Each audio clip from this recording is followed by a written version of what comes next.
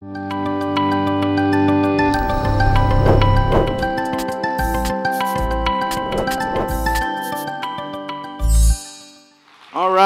saudara diberkati saudara, amen? Amen. So kita langsung aja masuk di dalam firman Tuhan. Firman Tuhan ini sudah minggu yang kelima, karena minggu yang pertama kita berbicara tentang mengapa hal buruk menimpa orang baik. Kalau saudara belum mendapatkan atau mendengar atau enggak in tune dengan sermon-sermon ini, saudara bisa dapatkan di YouTube atau saudara bisa download our app di Apple Store atau di iTunes, saudara bisa dapatkan dan semuanya ada di sana saudara ya. Dan juga para tadi saya dapat beberapa SMS orang yang mengikuti live stream. I just want to say hi to people that are in live stream right now ya. Terus yang kedua, minggu kedua kita belajar mengapa doaku tidak terjawab. Kalau Tuhan sudah tahu semua kebutuhanku, kenapa kita harus berdoa? Kita belajar minggu kedua, minggu ketiga, apakah Tuhan hadir saat kita tidak merasakannya? Kalau kita tidak merasakan hadirat Tuhan itu salahnya siapa? Salahnya worship leader. Kasihan loh, worship leader itu dimarah-marahin gitu ya. Itu kayaknya salahnya dia itu, kurang urapan begitu kan saudara ya. Tapi kita belajar bahwa bukan itu yang menjadi fokusnya. Terus minggu yang keempat kita belajar bahwa kalau dosa kita sudah diampuni, mengapa kita sering merasa tidak layak? Mengapa perasaan condemn itu berbahaya dan menjadi akar masalah manusia? Nah hari ini kita akan berbicara mengapa Tuhan yang sempurna memakai kita yang lemah untuk rencananya. Nah saudara, saya mau tunjukkan foto-foto ini saudara. Saudara kalau lihat foto-foto ini, mungkin ini adalah saudara recognize beberapa ya. Ini mungkin saudara lihat Rendra sama Puput, dia guru sekolah minggu. Rendra di kamera. Ini suster saudara, suster ini saya panggil dia suster, mestinya namanya Sulasmina, sudah ikut sama keluarga kita 30 tahun lebih saudara. Tetapi dia dulu asalnya dari agama lain, tetapi dia menerima Kristus, dia menjadi pendoa syafaat keluarga kami, dia jadi ketua care group saudara. Dia care group leader saudara, sudah memenangkan begitu banyak jiwa. Saya melihat ada sesuatu yang luar biasa dalam hidupnya. Yang ini tadi yang main gitar saudara ya, Hans gitu ya, baru beberapa bulan datang ke gereja kita, nggak pernah berpikir bahwa dia bisa melayani Tuhan, seorang young entrepreneur, seorang developer real estate yang sangat sukses di dalam kehidupannya, tetapi mereka punya kesamaan. Ini juga mungkin saudara pernah lihat salah satu singer kita, Yani, dulu hidupnya hancur berantakan, pernah hidup sebagai gigolo, kumpulnya sama waria-waria. Ini saya udah minta izin sama orangnya saudara ya. Tapi Tuhan pakai dengan luar biasa. Ada Budi dan Indra yang gak pernah berpikir. Dulu biasanya kalau duduk di nomor 2 saudara, udah tinggi nomor 2 gitu saudara, yang nutupi yang lain-lain gitu saudara. Tetapi hari ini saudara dia bisa melayani Tuhan, gak pernah terpikir kok bisa melayani Tuhan. Ini adalah orang-orang yang biasa-biasa, tapi ada punya kesamaan. Mereka melayani Tuhan dari all walks of life, dari hidupnya yang mungkin gak pernah terpikir kalau mereka bisa melayani Tuhan. Tetapi kok bisa ya melayani Tuhan? Nah mungkin saudara berpikir, kenapa Tuhan pakai aku sih, masa sih bisa? Mungkin saudara kata-katanya ada yang banyak berpikir seperti, aku ini minder loh pastor. Gitu. Saya ini gak mampu. Aduh aku terlalu sibuk pastor. Saya lemah, saya terlalu... saya belum siap, itu paling banyak yang terdengar. Makanya saya suka tagline kita adalah bukan tempat untuk orang sempurna. Karena kita semua gak ada yang siap kalau mau diomong siap. Yang setuju katakan amin. Gak ada yang qualified. Kita semua gak mampu. Tetapi hari ini kita akan belajar. Ternyata Alkitab itu penuh dengan tokoh-tokoh, cerita-cerita di mana banyak dari kita memang gak mampu. Dan Alkitab full of that. And one of them itu ada di Hakim-Hakim 6 ayat 12 dan 14 dan 15. Saya akan banyak baca ayat hari ini. Dibilang begini, malaikat Tuhan menampakkan diri kepadanya. Nya itu siapa? Gideon. Dan berfirman kepadanya demikian, Tuhan menyertai engkau. Katakan sama-sama, 1, 2, 3, Tuhan menyertai engkau. Katakan pada kanan kirimu, bro, Tuhan menyertai kamu. Nah, amin saudara. Terus dibilang, pahlawan yang gagah berani. Itu julukannya Gideon. Tetapi dia sedang apa saudara? Dia itu sedang bersembunyi. Dia takut. Dia di bawah tanah. Takut sama orang Midianites. Karena orang Midianites itu sedang menjajah bangsa Israel pada waktu itu. Terus kemudian dia dipanggil pahlawan. Wong pengecut kok pahlawan. Pahlawan dan pengecut itu lawan kata, saudara. Pemberani dan pengecut itu lawan kata. Berani dan takut itu lawan kata. Kenyataannya dalam kehidupannya Gideon itu dia adalah seorang pengecut. Tetapi Tuhan memilih Gideon. Lalu berpalinglah Tuhan kepadanya dan berfirman, pergilah dengan kekuatanmu ini dan selamatkanlah orang Israel dari cengkeraman orang Midian. Ada yang interesting karena dibilang begini, pergilah dengan apa saudara? Kekuatanmu ini. Ayo kita baca sama-sama 1, 2, 3. Pergilah dengan kekuatanmu ini. Ini yang interesting saudara. Karena dia sudah punya kekuatan itu tetapi dia tidak menyadarinya. Terus ayat yang 15. Nah ini saudara. Kebanyakan persis kayak kita. Tetapi jawabnya kepadanya, Tuhanku, dengan apakah akan kuselamatkan orang Israel? Ketahuilah, kaumku adalah yang paling kecil di antara suku Manasye. Dan aku pun seorang yang paling muda di antara kaum keluargaku. Tidak mungkinlah aku bisa. Mana bisa? Aku tidak bisa. Aku tidak bisa. Itu kan sering kali kita katakan ya saudara ya. Nah, tetapi saudara, hari ini saya mau berdoa supaya kita tidak melihat diri kita. Tetapi kita melihat Tuhan. Seperti tadi si Randy bilang, kita melihat Kristus. Saudara, ada kabar baik, God is Alpha and Omega. Yang setuju katakan amin. Amin. Artinya dia tahu awal dan dia juga tahu akhirnya kayak gimana. Tuhan itu ada di masa depan. Itu Wahyu 1 ayat 8. Ibrani 12 juga dikatakan, the author and the finisher of our faith. Dia yang menulis cerita hidup kita.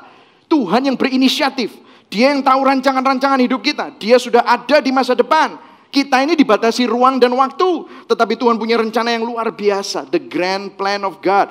Blueprint, denah biru. Bahkan keselamatan kita, Tuhan yang buka jalan. Yang setuju katakan amin. Amin. Tuhan yang buka jalan. Dia yang memampukan saudara. Dia yang memulihkan kita semua. Makanya hari ini saya mau kita baca Efesus 2 ayat 8. Biasanya kita baca ayat 8 dan 9. Tetapi kemudian kita jarang baca ayat yang ke-10. Sebelum baca ini, yuk kita sebentar ya saudara ya. Sepertinya saya lupa. Sebelum firman itu biasanya saya berdoa. Yuk kita berdoa sebentar ya. Sebelum baca ini. Tuhan kami berdoa biarlah Engkau memberikan kami pewahyuan. Supaya kami bisa menerima, menangkap. Bukan transfer informasi, tetapi impartasi. Dan saat firman diberitakan tidak ada yang main Pokemon. Tidak ada yang main Facebook, Instagram. Tidak ada yang WhatsApp, mau makan apa di sini. Tapi semuanya bisa menerima firman Tuhan di dalam hati mereka. Yang setuju sama-sama katakan amin. Mari sama-sama kita baca Efesus 2 ayat 8-10. 1, 2, 3. Sebab karena kasih karunia kamu diselamatkan oleh iman. Itu yang keras saudara, bukan hasil usahamu, tetapi stop dulu saudara. Wow. Saudara semua diselamatkan bukan karena usaha saudara, tetapi pemberian Allah. Saudara, saya ini terus terang agak struggling kalau nyetir di Surabaya, saudara. Di Surabaya ini kudu ngamuk kalau nyetir, saudara. Dipotongi orang terus, saudara. Tapi disinilah saya diajarin untuk sabar, gitu, saudara. Terus saya berpikir, kenapa ya orang Surabaya, atau jangan orang Surabaya, orang Indonesia, kalau nyetir itu nggak seperti orang di Amerika. Ya di Amerika juga banyak sih orang yang motong. Tetapi ketaatan di Amerika itu tentang lalu lintas jauh lebih tinggi daripada di Indonesia. Kenapa? Terus ada orang yang ngomong gini sama saya, ada teman, dia bilang begini, do you know the difference? Ini orang Indonesia juga yang ngomong. Karena begini, kalau di Indonesia, pertama, kamu itu kalau SIM biasanya beli. Iya nggak saudara? Saya tahu ada orang-orang yang masih umur 14 sudah punya SIM gitu saudara. Kan itu pasti nyogok gitu kan saudara. Tapi katanya sekarang makin susah gitu saudara ya. Tapi satu lagi yang paling membuat perbedaan di Amerika dibilang begini. Driving is a privilege. Driving is a privilege. Saya akan terjemahkan. Mengemudikan kendaraan itu adalah sebuah kehormatan. Bukan hak. Tetapi kehormatan. Kalau di sini kayaknya itu hak. Iki dalanku, apa kon? Gitu saudara. Kadang-kadang kita kalau ada orang buka jendela nih. Aku pernah dengar saudara. Buka, "Hei, dalane bapakmu ya." Gitu saudara. Ya kan dimuarain gitu saudara. Dalane bapakmu ya. Saya sudah dengar itu beberapa kali saudara. Pas muter gitu, ono sing ngamuk-ngamuk sama saya. Oh maaf gitu ya saudara ya. Itu Surabayaan gitu. Karena mereka berpikir ini adalah hak. Tetapi kalau di Amerika, kalau saudara dikasih sirine sama polisi, tiut, langsung kita minggir. Kenapa? Karena kita tahu, kita make sure bahwa kalau kita nyetir, itu mentaati peraturan. Begitu kita melanggar, kita ditilang, dikena sanksi. Kalau kita melanggar, nabrak atau gimana, kita bisa masuk penjara, saudara. Kenapa? Karena itu adalah sebuah kehormatan. Itu bukan hak. Kamu dikasih kehormatan. Kamu dikasih kesempatan untuk nyetir. Karena itu gunakanlah kesempatan dan kehormatan ini dengan baik dan penuh tanggung jawab. Itu perbedaannya, saudara. Nah, waktu saya baca ini bukan hasil usahamu, tetapi pemberian Allah. Arti dari pemberian Allah is not just a gift, tetapi sebuah kehormatan, kesempatan.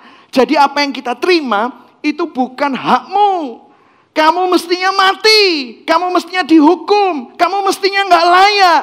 Tetapi kamu dikasih. Puji nama Tuhan, karena begitu besar kasih Allah akan dunia ini, Dia memberikan Yesus supaya saudara dan saya yang percaya kepada Yesus tidak binasa, melainkan memperoleh hidup yang kekal. Saudara bisa tepuk tangan buat Tuhan Yesus, amin.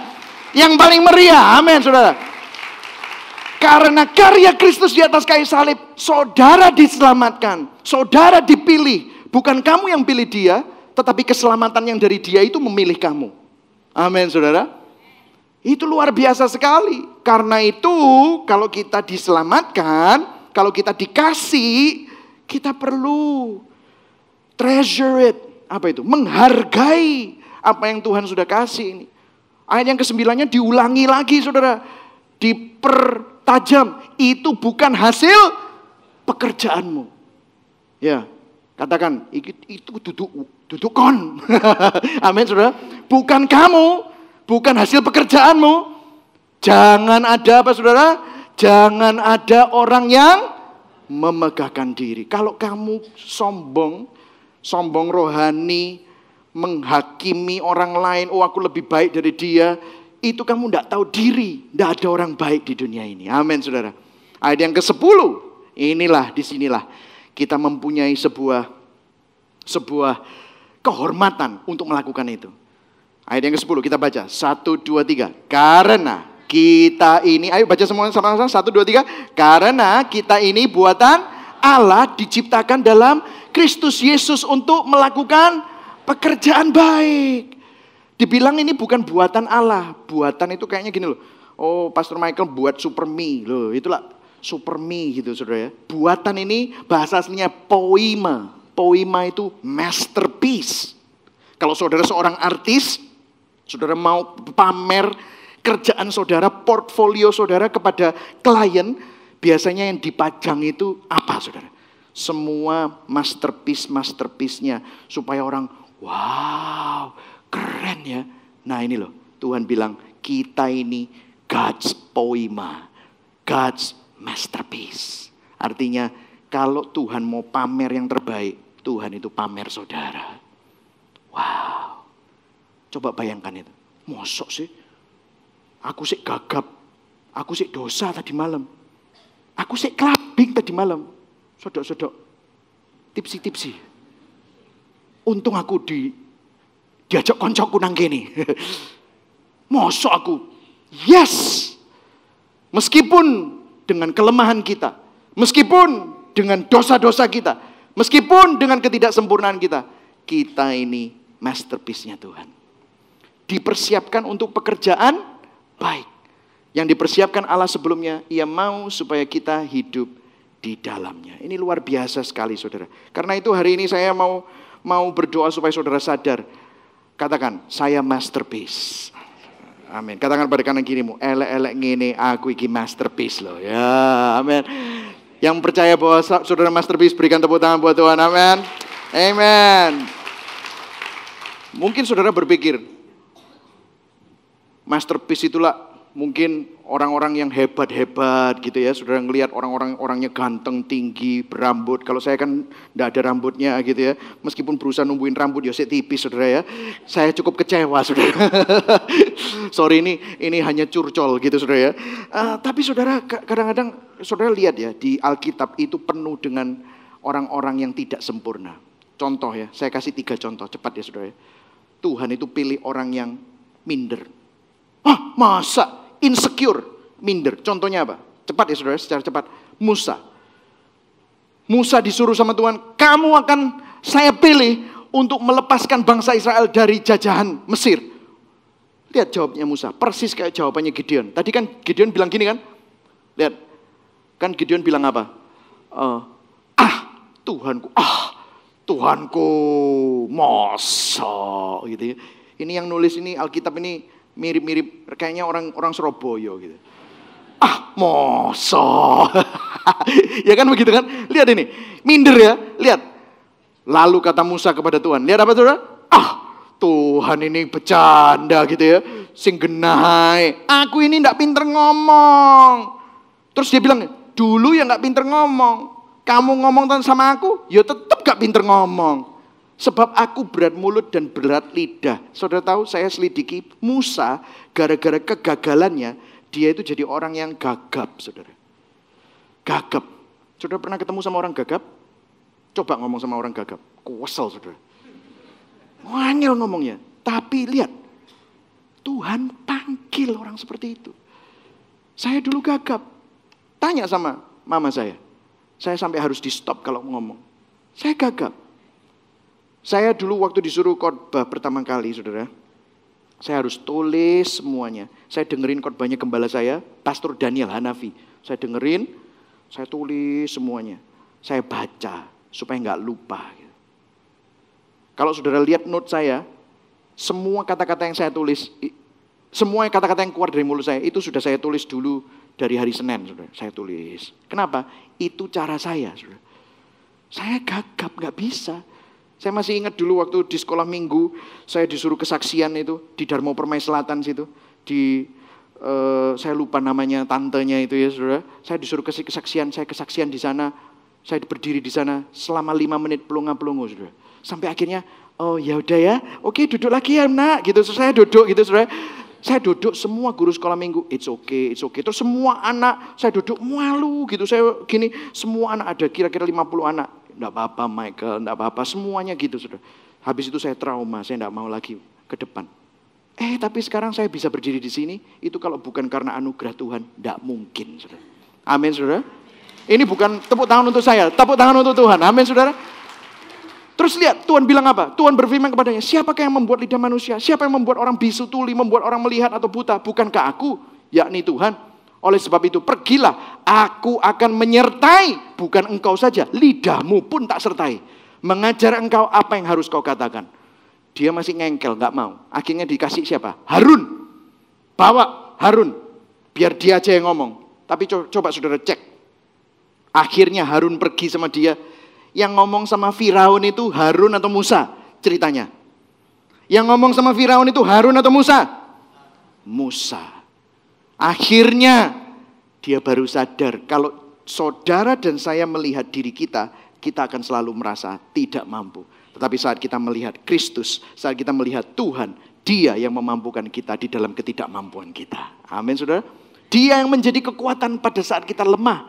Dia yang menjadi kesempurnaan pada saat saudara tidak sempurna. Dia yang menjadi kesuksesan saudara saat saudara gagal. Amin saudara. Karena itu hari ini saya menciptakan satu kata yang tidak pernah saya ciptakan sebelumnya. Namanya ini loh, Christfidence. Oke, kita ngomong yuk sama-sama 1, 2, 3. Christfidence. Tahu, kalau confidence itu ngelihat dirimu. Tetapi Christfidence itu melihat Kristus yang ada di dalam kita. Kalau Kristus ada di dalam saudara, saudara pasti mampu mengatasi semua ketidakmampuan saudara. Yang setuju katakan amin. Yang setuju berikan tepuk tangan buat Tuhan, amin. Siapa lagi yang dia pakai? Orang minder. Yang kedua apa? Orang tidak terpandang. The unlikely. Saudara mungkin bilang, aku iki sopo pak? Iyo, bapak ngomong gitu lah. Anaknya Pak Daniel, dokter, sekolah Amerika. Lo aku iki lo sekolah Ameriki gitu. Atau aku ini lo sopo? Ndak sekolah aku ini. Saudara lihat ya, di Alkitab penuh dengan orang-orang tidak terpandang. Siapa murid-murid Yesus? Nelayan. Pemungut cukai. Orang terpandang gak? Gak terpandang. Tetapi Tuhan Yesus justru cari orang yang gak terpandang. Masih ingat ceritanya Daud? Daud itu di 1 Samuel. Kalau saudara miss our sermon series, Overcoming Our Impossibility, Daud lawan Goliat, itu 5 minggu kita bahas saudara. 5-6 minggu kalau nggak salah kita bahas semuanya. Saudara, you better get your itu YouTube-nya. Bagus banget saudara, kita bisa sama-sama belajar. Nah ini 1 Samuel 16 ayat 6-7, Samuel datang ke rumahnya Isai. Kalau ada seorang nabi datang ke rumahnya seseorang, itu adalah sesuatu yang sangat besar zaman itu. Ada arah-arahannya, ada beritanya, masuk mungkin liputan 6, bisa saudara. Tetapi yang dipertontonkan oleh bapaknya, Daud dilupakan saudara. Yang dipertontonkan Eliab, sampai Samuel aja kesengsem sama Eliab, saking gantengnya, saking berkarisma, saking tinggi dan maconya. Dia bilang begini, sungguh di hadapan Tuhan sekarang berdiri yang diurapinya. Tetapi berfirmanlah Tuhan kepada Samuel, jangan pandang parasnya atau perawaan yang tinggi, sebab aku menolaknya. Baca yang merah saudara, 1, 2, 3. Bukan yang dilihat Allah, manusia melihat apa yang di depan mata, tetapi Tuhan melihat hati saudara. Wah luar biasa, yang dipilih Tuhan itu bukan orang-orang yang kelihatannya hebat. Belum tentu saudara. Apakah orang hebat bisa dipilih Tuhan? Bisa. Tetapi kalau saudara merasa saudara aku ini tidak terpandang, aku ini siapa sih? Tuhan pakai saudara. Tuhan panggil saudara. Tuhan sayang saudara. Amin. Buktinya Daud ini siapa? Akhirnya dipilih oleh Tuhan. Hari ini kalau saudara merasa nggak mampu, nggak terpandang, menurut Tuhan Anda sangat berharga di mata Tuhan. Amin saudara. Jadi hari ini jangan pernah memandang rendah dirimu. Karena kamu itu dibayar dengan darah yang sangat mahal di atas kayu salib. Yang mati itu bukan siapa-siapa. Yang mati adalah anak Allah itu untuk saudara. Siapa lagi saudara? Orang yang hancur hidupnya. The broken, the insecure, the unlikely, the broken. Saudara kalau saya mau ngomong yang the broken ya, banyak sekali saudara. Paulus, the broken. Tapi mungkin hari ini saya mau ngomong tentang siapa? Petrus saudara. Kalau ada orang murid Yesus yang paling siap untuk melayani, yang paling berani, yang paling banyak bacot, yang paling pinter ngomong, itu siapa? Petrus. Bahkan waktu Yesus bilang, aku harus pergi dari engkau supaya ada penolong. Terus Petrus langsung mau jadi pahlawan. Dadadang, gitu kan saudara ya. Oh aku tidak akan meninggalkan engkau. Sampai mati pun aku selalu bersama dengan engkau. Terus langsung Tuhan bilang, sebelum ayam berkokok kamu sudah menyangkal aku 3 kali. Dan itu yang terjadi saudara. Lukas 22 ayat 60-62. Petrus itu dikonfrontasi oleh seorang genduk-genduk kecil. Dia bilang, kamu kan bukannya sama Yesus orang Nazaret itu ya? Terus Petrus berkata ayat 60. Bukan, aku tidak tahu apa yang kau katakan. Seketika itu juga sementara ia berkata, berkokoklah ayam. Lalu berpalinglah Tuhan memandang Petrus, maka teringatlah bahwa Tuhan telah berkata, sebelum ayam berkokok pada hari ini, engkau telah 3 kali menyangkal aku. Lalu ia pergi keluar dan menangis dengan sedihnya. Saudara, dia begitu hancur. Aku tak pikir aku bisa setia. Dia bahkan menghunus pedang untuk memancung telinga dari Malkus yang berusaha menangkap Yesus waktu itu. Dia menunjukkan kekuatannya, tetapi dia akhirnya menjadi seorang pengecut. Betapa hancurnya. Tapi saudara, kalau saudara lihat, waktu Yesus bangkit dari antara orang mati, Yesus menemukan Petrus dan Yesus mengampuni Petrus. Dan Yesus mengasihi Petrus dan dia bilang, gembalakanlah domba-dombaku. Dan saudara tahu waktu Pentakosta datang, siapa yang pertama kali khotbah? Dan 3.000 orang bertobat, Petrus. Dan bahkan Tuhan pernah bilang, upon this rock I will build my church and the gates of hell shall never prevail against it. Di atas batu karang ini aku akan membangun gerejaku. Dan alam maut tidak akan bisa menguasainya. Itu adalah janji buat Petrus. Luar biasa. Hari ini kalau saudara merasa saudara hancur. Saudara gak layak. Ada kabar baik. Justru dalam kehancuran saudara, Tuhan memulihkan saudara. You know, there's this quote. Your brokenness today will help to heal the broken tomorrow. Kehancuran saudara hari ini, kalau dipulihkan Tuhan, saudara datang kepada Yesus, akan membantu seseorang untuk bisa, yang hancur juga, untuk bisa disembuhkan melalui kesaksian saudara. Seperti tadi saya bilang tentang Randy, the test that you endure today can become your testimony that you tell tomorrow. Semua ujian yang saudara hadapi kali ini mungkin akan menjadi sebuah kesaksian yang saudara bisa katakan di kemudian hari. All the misery, semua kesakitan yang kita alami hari ini akan menjadi sebuah ministry, pelayanan kita di kemudian hari. Yang setuju katakan amin. Nah hari ini saudara, saya nggak tahu apakah saudara orang-orang yang insecure, unlikely, and broken. Mungkin ada yang bilang, aku nggak insecure kok pastor, aku nggak broken kok. Saya juga mau bilang kepada saudara, banyak juga di Alkitab orang yang cerdas dan cakap dipakai Tuhan. Jadi jangan pernah berpikir, saudara, aku terlalu sibuk untuk melayani Tuhan. No. God wants you to serve God. Bukan hanya di dalam gereja, tetapi di dalam kehidupan saudara. Saudara lihat, Daniel, itu dia nggak pernah hancur. Dia bukan orang yang minder, tetapi dia adalah orang yang cerdas, cakap. Sadrah, Mesak, Abednego, orang yang terbaik dari putra-putri Israel.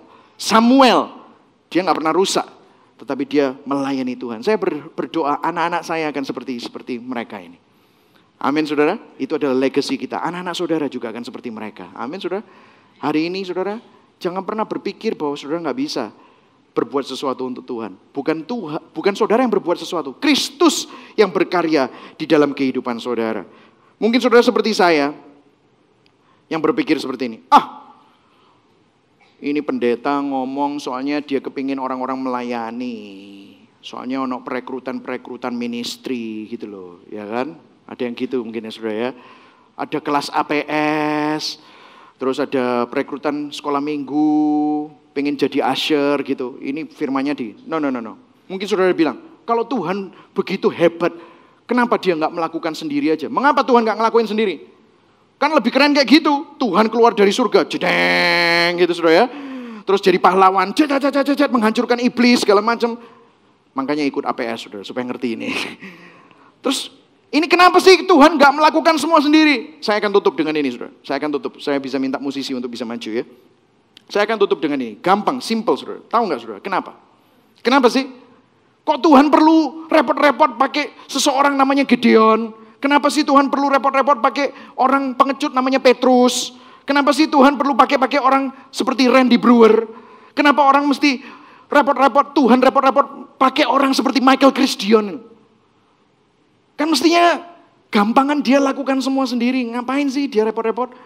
Dia harus pakai orang-orang seperti saya. Mau tahu?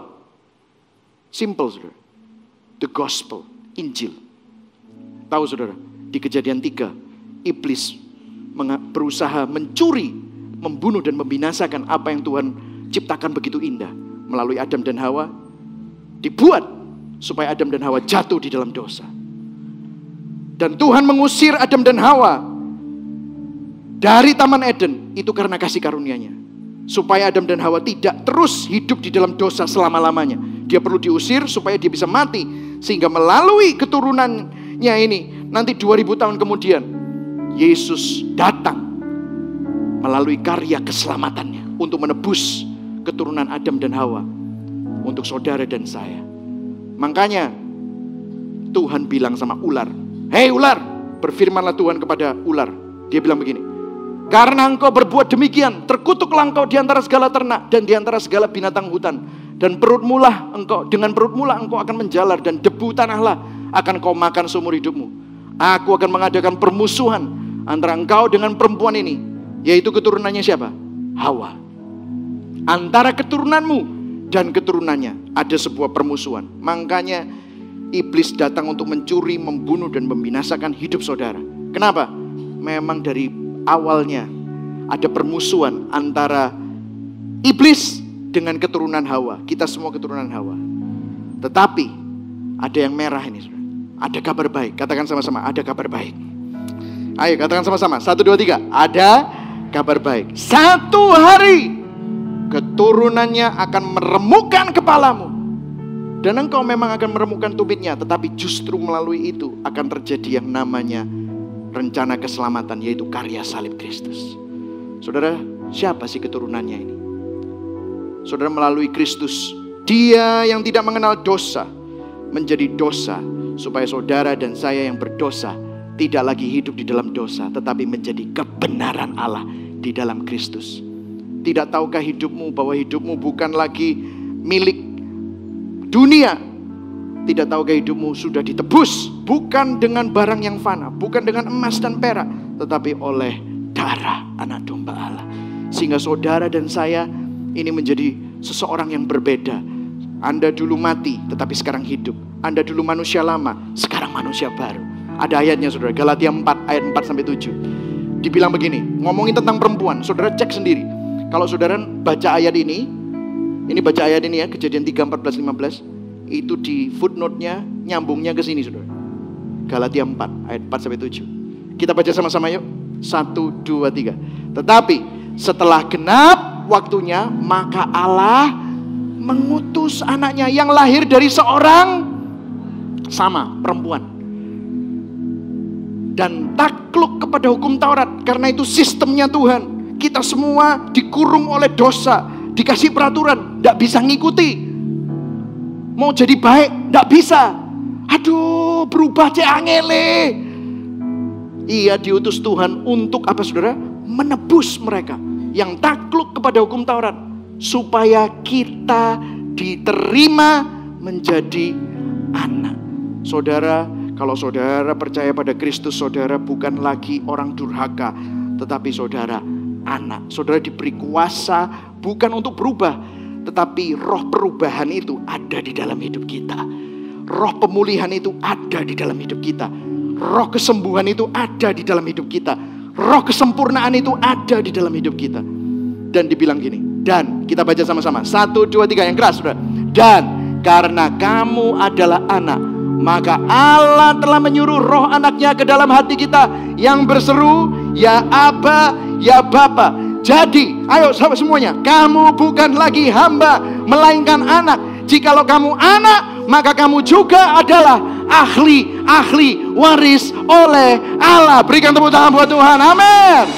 Wow. Saudara ini punya kekuatan untuk menghancurkan kuasa iblis. Kuasa iblis yang berusaha menghancurkan keluargamu. Father, husband, saya berdoa Anda punya kuasa untuk menghancurkan iblis yang berusaha menghancurkan rumah tanggamu, mencuri anak-anakmu. Kamu punya kuasa untuk memulihkan, membawa pemulihan ke dalam keluargamu. Wife, istri, kamu punya kuasa untuk mendidik anak-anakmu menjadi istri yang baik buat keluargamu. Anak-anak, kamu punya kuasa untuk menjadi anak yang baik, untuk hormat kepada orang tuamu, untuk dapat membawa pemulihan terhadap kakakmu, adikmu, saudaramu. Kamu punya kuasa. Business owner, kamu punya kuasa. Ini ngomongin siapa? Gereja. Ini ngomongin saudara dan saya. The church, orang-orang yang percaya kepada Kristus. Yang setuju katakan amin. Karena itu hari ini saudara dan saya ini adalah orang yang ada di dalam era baru. Lebih baik daripada Musa, lebih baik daripada Gideon, lebih baik daripada Petrus. Saudara ada di zaman kasih anugerah Tuhan. Kuasa Kristus ada di dalam kita. Yang setuju katakan amin. Jadi hari ini saudara, apa yang menjadi pergumulanmu? Saudara merasa, aduh aku gak bisa. Di dalam Kristus, Dia yang memampukan saudara. Hari ini kita adalah gereja. Katakan sama-sama, saya gereja. Katakan pada kanan kirimu, kamu juga gereja. Kita sama-sama berkuasa. Yang setuju katakan amin. Saudara tahu gak? Gereja itu seorang diri personal, tapi juga corporate. Ini loh gereja. Abel, sini Abel. Nah, Hans, sini Hans. Copot gitarnya. Nah, ini gereja saudara. Saya pastor kadang-kadang galak ya bro ya. Ketawa. Ya, tapi di sini saudara ya, gereja. Kenapa sih Tuhan bikin gereja, perkumpulan orang percaya? Kenapa sih? Abel, kamu sempurna gak? Michael, kamu sempurna gak? Enggak. Kamu sempurna gak? Tetapi kita yang tidak sempurna, belajar untuk bisa menerima satu sama lain. Kadang-kadang saya kurang sabar, dia tersinggungan, makanya saya perlu, Bel, sorry ya Bel ya. Tetapi dia yang tersinggungan mestinya kan susah memaafkan ya. Dia bisa memaafkan saya. disitulah kita semakin bisa seperti Kristus. Dia ini huggable. Ya kan? Hatinya baik sekali. Tapi bisa saja saya sebagai orang yang misalnya lihai memanfaatkan kebaikannya dia. Bisa ya. Karena itu tapi Roh Kudus bilang, hei kamu perlu bertobat. Orang baik itu kok kamu abuse. Tidak boleh loh kayak gitu. Oh iya bro, aku minta maaf ya. Orang baiknya tidak apa-apa, dia mengasihi ya, dia terus kamu belajar bilang no. Kadang kalau kamu repot ya bilang no, nanti dia bilang no. Disitulah kita belajar saling menerima. Disitulah saudara, disitulah. Stay there. Disitulah kita belajar untuk berakar, bertumbuh, berbuah. Tahu nggak misi Tuhan untuk gereja kita, untuk kita semua? Tuhan itu suruh kita menjangkau. Jadi apa? Jadi garam, jadi terang, ya kan? Mereka semua ditanam di gereja ini untuk dimuridkan supaya apa? Berakar, supaya apa? Bertumbuh.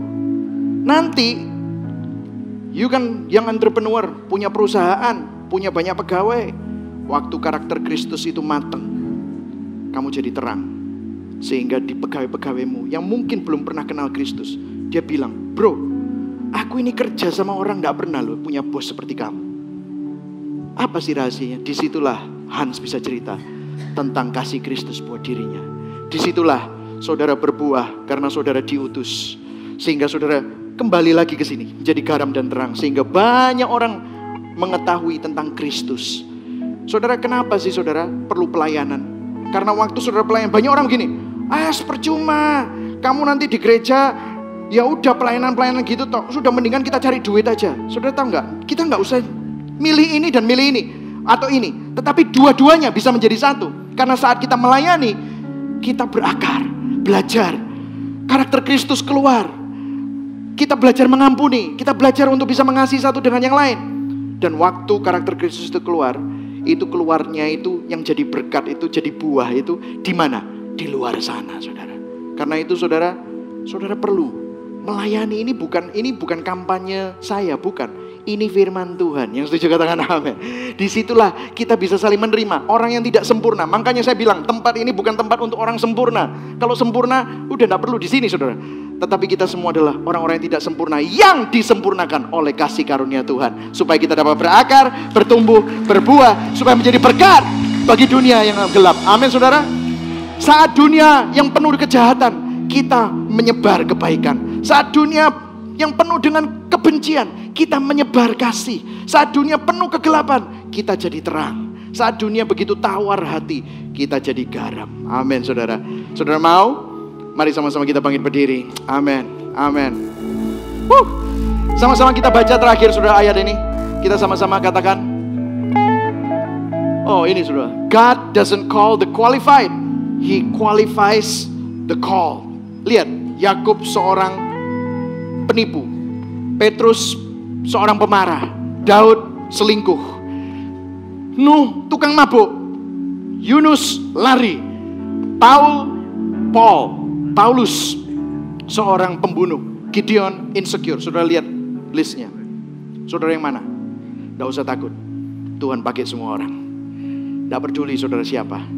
Dia yang akan memampukan saudara. Saat kita nggak sempurna, Dia menjadi kesempurnaan kita. Amin. Mari sama-sama baca ayat ini sekali lagi. 1, 2, 3. Sebab karena kasih karunia kamu diselamatkan oleh iman. Itu bukan hasil usahamu, tetapi pemberian Allah. Itu bukan hasil pekerjaanmu. Jangan ada orang yang memegahkan diri. Ayat 10. Karena kita ini buatan Allah, diciptakan dalam Kristus Yesus untuk melakukan pekerjaan baik yang dipersiapkan Allah sebelumnya. Ia mau supaya kita hidup di dalamnya. Berikan tepuk tangan untuk Tuhan. Amin. Hanya dekat kepadamu